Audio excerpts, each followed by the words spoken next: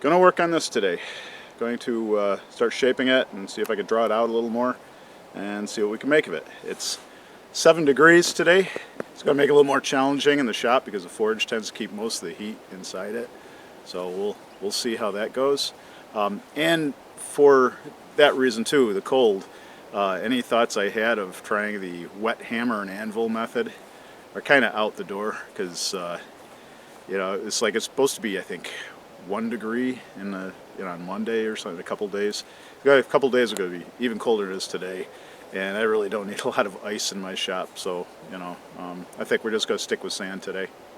So let's see how it goes.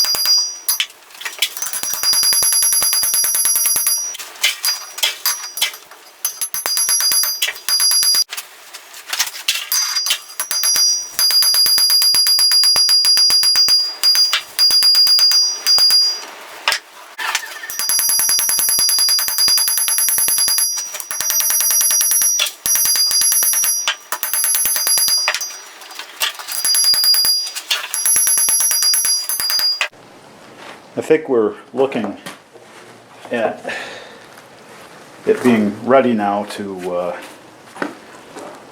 file, etc., start shaping that way. I think the shaping part of the forge work is done with this.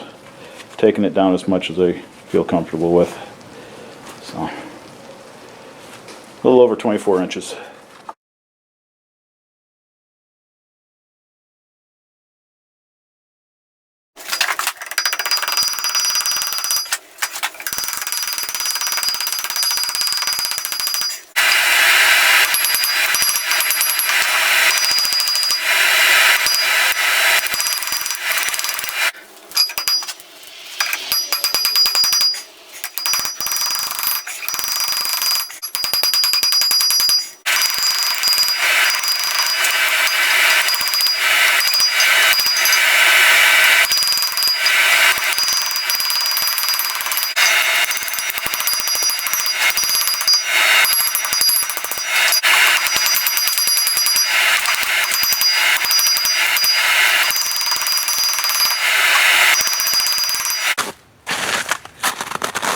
Okay, so whatever I said before, I went back and did some more hammer work on this.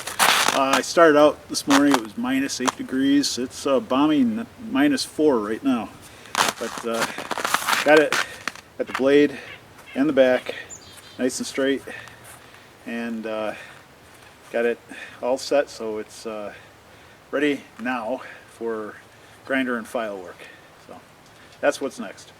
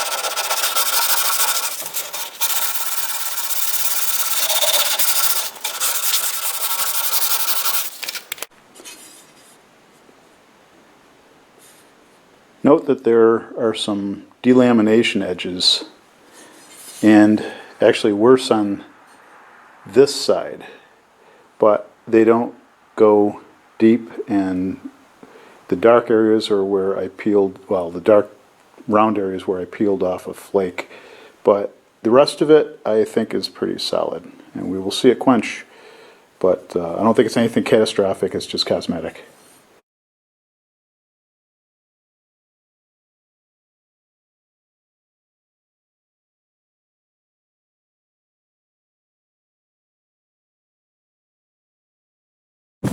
Well, I got it to almost 25 inches. I think it's like 24 and 7/8, something like that. I'm going to try to normalize it today, and it's going to be tricky because it's minus 6 out. And I'm going to have it at critical temp for about 15 minutes, but after that I want to cool down slowly, so I got to do this carefully. And the reason I want to normalize it, for anybody who doesn't know, is because I want to do the quench in a couple of weeks, and I want all the stresses that I can get out of the steel out, to reduce the chance of warping or cracking. So that's the only goal really I have as far as this goes today.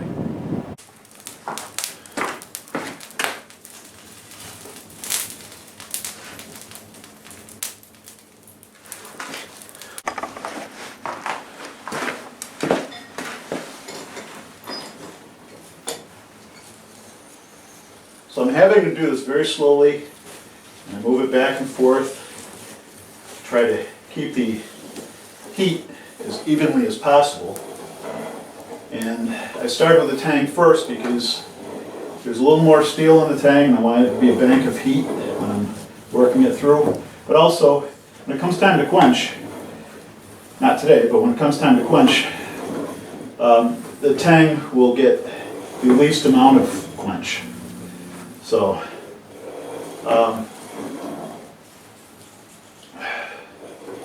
so I want that to get as much as the rest of the sword as far as you can. And I also I keep the back of the sword to the flames, keep everything straight up, because I really don't want it to sag while it's in the heat. I don't want to have to straighten it up anymore or anything like that. For a couple of reasons. I don't want to have to even apply my wooden mallet to it at this time and try to straighten it out. But also I don't want to introduce more stresses to the steel. Now one of the things that I'm having to work around today is the ambient light, and so I'm having to rely on my experience with working on hot steel, this kind of light, so I can tell what the critical temperature is and keep it there.